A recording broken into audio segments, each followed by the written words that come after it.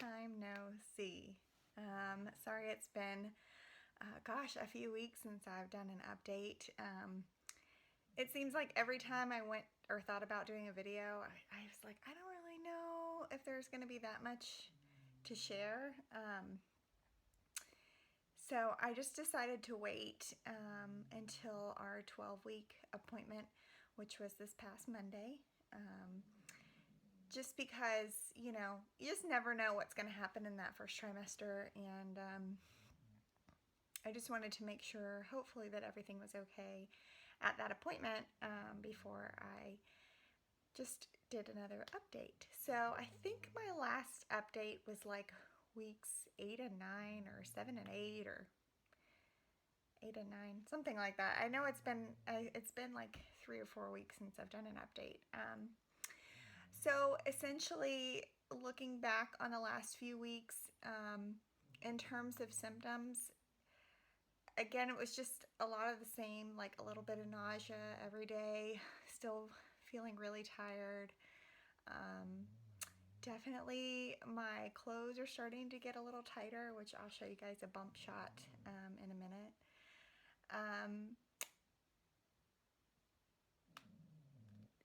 It's interesting because when I was pregnant with my son, I had like really, really bad pregnancy symptoms, essentially like my whole pregnancy. And so the last few weeks were kind of scary for me because I actually felt pretty good overall. That, I was concerned that maybe something had happened. The other thing that's scary is, when I was pregnant with my son, we didn't have, or at that time, I mean, that was like 10 years ago, these apps that you have on your phone with these communities that you can join. That wasn't really like available. You could do it like on the computer, but it really wasn't on your phone. And so anyway, I'm a part of this group that do like December babies, and it's been scary because while the group is really positive and encouraging and helpful most of the time, even up to like today, there have been women in that group who have miscarried. And so it's just crazy, and you get such anxiety, especially for any of you who've gone through IVF or going through IVF. Like, not to minimize a miscarriage for anyone, but there's just this added level of stress and being unsure about how the pregnancy is going to go. And if you've ever had a miscarriage before, which I have, I've actually had a missed miscarriage, which is, to me, like, it's just scary because there's just like these questions of, if I've been feeling good for a few days, like, is everything okay? But my husband the whole time is like, you're just crazy. You need to get off of those apps. But they were so helpful in a lot of ways because people would share their experiences, or you'd see women on there who like, oh yeah, I'm feeling great. And before you know it, a few days would go by and then I'd feel crappy for a day. So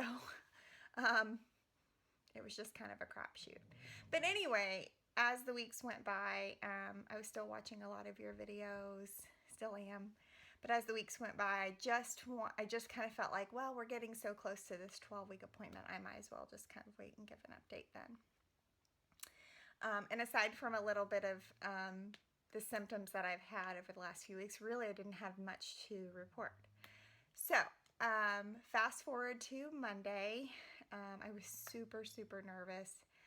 Originally my husband wasn't going to be able to make it, and bless his heart, he like basically sped on his way to get there. And I was even in my room, happened to have a window towards the parking lot, and because our doctor is at they have like an office building at the hospital that we will give birth at. And I see him like running across the parking lot because I'm like, I'm already in the room. So it was really sweet that he made it there because it was really a very quick appointment. We had done, just so you guys know, we had done an ultrasound at our second appointment with this OBGYN. We're new to her practice. And that was like just shy of 9 weeks. which I think I did an update on. Everything looks great. Heartbeat was great. Our little boy got to attend that, so that was really fun. And then the plan is for us to not do another ultrasound until the 20-week mark. So we knew today was going to be we knew Monday was going to be a really quick appointment of just going in and maybe getting measured, checking weight, and then maybe listening to the heartbeat on the Doppler. So I was really glad that he made it, because I was just terrified that we weren't going to hear the heartbeat and something would have happened. But what was really cool was the second she put the Doppler wand on my stomach, immediately you could hear the heartbeat. It was right above my right above my pubic bone area. And she moved it around just a few times just to get a really strong, and then it got really loud. So clearly the baby was right there. And heartbeat was if I remember right, like 152. So strong and healthy. And then she even kind of moved the wand over to like a main artery that kind of runs next to your groin, just to show that it wasn't my heartbeat, which I knew it wasn't, because although I was very anxious and my blood pressure was a little elevated when I got there, I knew that my heart rate was not like 155 beats per minute. So, and then she moved the wand back over to hear the baby again, and then little stinker moved, and we couldn't find it a second time, which was fine. I mean, it happens. Baby's still rather small. I think crown to rump right now is between like 2.5 and 3 inches, so still really small. So anyway, that was like it at the appointment. Oh, we did decide while we were there that, or we told her while we were there that we were going to do another C-section. I just feel like that's the best option for me, for a multitude of reasons.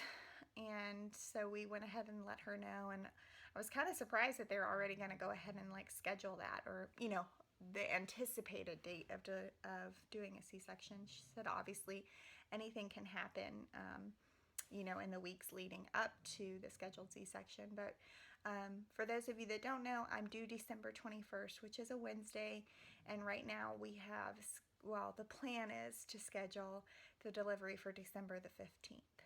So the 15th kind of has some significance for us. The date we met, or our first date, the date we've closed on homes, Josh's birthday. Jackson was due on my husband's birthday, although he came early. Our wedding anniversary is on the 15th, so we just thought it would be kind of fun. And she wanted to schedule the C-section for roughly 39 weeks, which that's what it is. I think the 14th is my 39th week, and this is the day after. So she felt really good about that date too. So going forward, the next appointment is not until 16 weeks. So we have another 4 weeks to kind of sit around. But this time, I don't know, there's a lot less anxiety, simply because, we officially made it through the first trimester yesterday.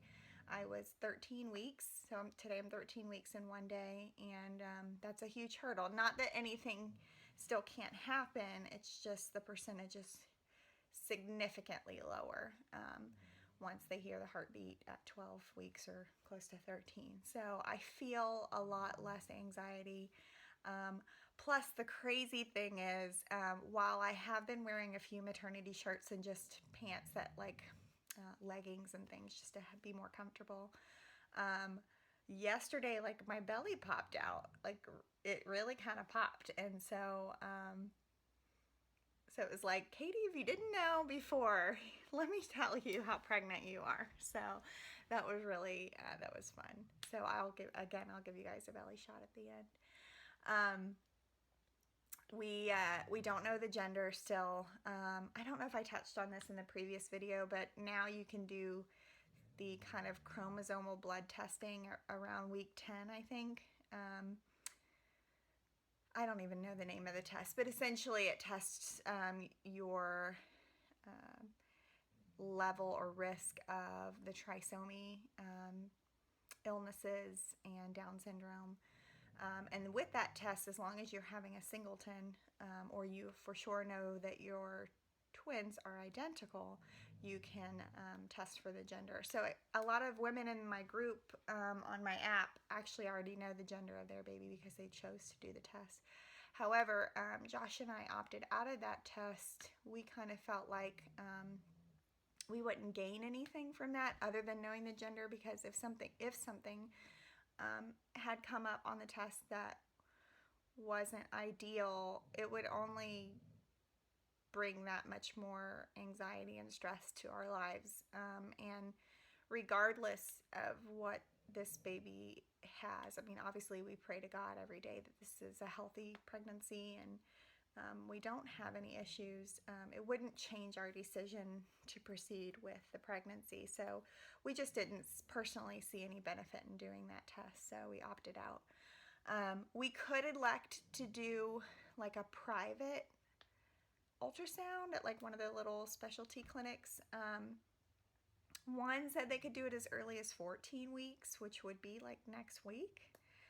However, they were really, really expensive, like almost $300. And I just kind of felt like, again, I didn't see the point of spending $300 when we would just know a few weeks later anyway.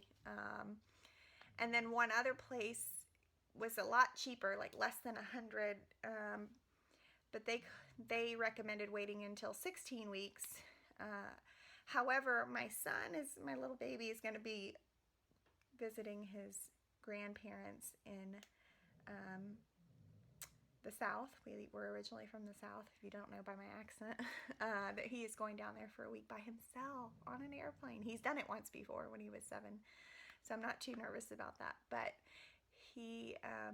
he's going down there for the week, and that's my 16th week. And it's just, just so you guys know, if you haven't watched my videos, like, he has been a big part of this process. He was a part of the whole IVF and has come to our second ultrasound appointment with us. And it's just, when you're 10 years old, like, this is a big deal. So we want him there. And so then I thought, well, if we wait another week when he gets back, I'll be 17 weeks, and I'm scheduled 3 weeks anyway later for my 20-week anatomy scan. So it's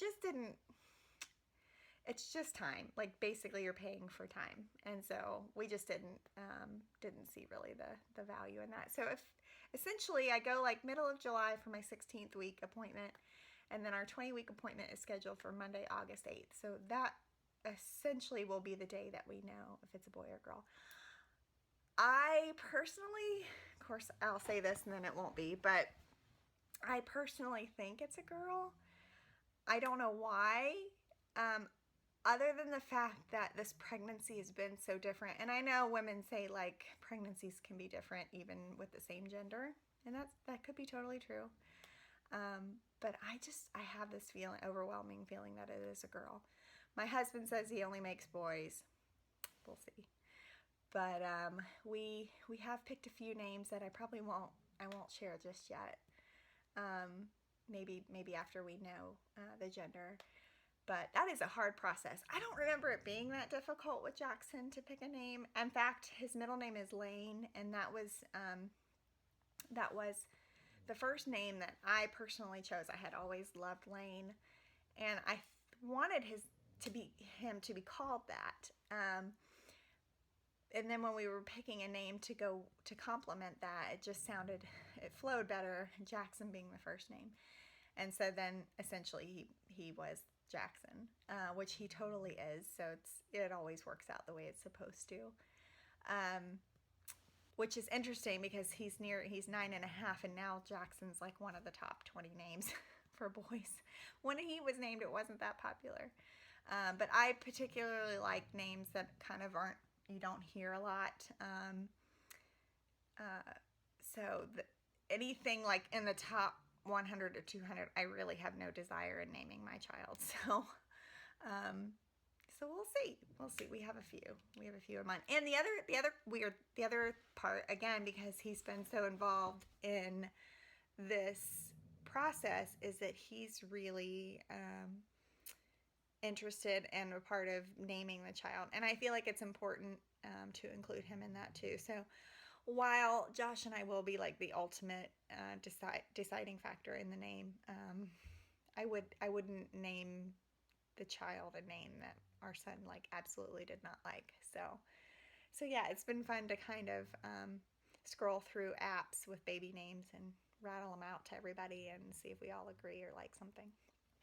So that's essentially what's been going on here.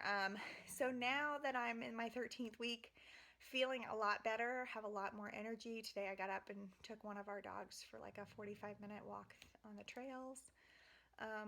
I tend to feel a lot better if I do get out and go do something somewhere and not nap. However, sometimes I still do get some headaches, and the naps tend to help. Even usually I'm like a 2-hour nap kind of person. But lately, even if I can just sneak in like a solid 30 minutes, seems to help. And then at night, I haven't been sleeping as well, so I did bust out my old Boppy pregnancy maternity pillow. It's like this big kind of funky shaped thing. And I got it out 2 nights ago. I had this when I was pregnant with Jackson, and for whatever reason, it's been the one thing, aside from maternity clothes, that I've held on to from his pregnancy, just because it came in like a little zippered bag and it was easily stored. So I got it out the other night, and I had the best night's sleep. Granted, I did take like a half a Unisom, but the pillow really, you kind of put one part behind your back and then the other part between your legs and supports your abdomen. And it was really comfortable. So I'm liking that, and I'm liking my sleep at night. But still getting up a lot of times to go to the bathroom. So, but that's really it. Otherwise, I'm feeling really good, which again is totally opposite from where I was with his pregnancy. I was throwing up every day. It was terrible. But this time, I actually feel like a normal human being, which is good. It just makes it that much more pleasant and enjoyable. So anyway, I just wanted to touch base. I know a couple of you guys have asked me for an update, and I'm sorry it's taken so long. I just wanted to be able to give something. And I'm still watching all of your videos, praying for everybody who's going through IVF or who are also pregnant or trying or wherever. It's definitely a journey, and I'm thinking about you all. So real quick before I go, I'll do a quick little belly shot. Y'all are going to be shocked. So aside from the fact that my boobs have gotten bigger too, but I guess that's normal. So let me see if I can move this without tipping over. So yeah, so essentially, there's my bump. It really this is a little maternity tank that I got from Old Navy a couple weeks ago. They're super comfortable, but yeah, little baby kind of really popped out this week.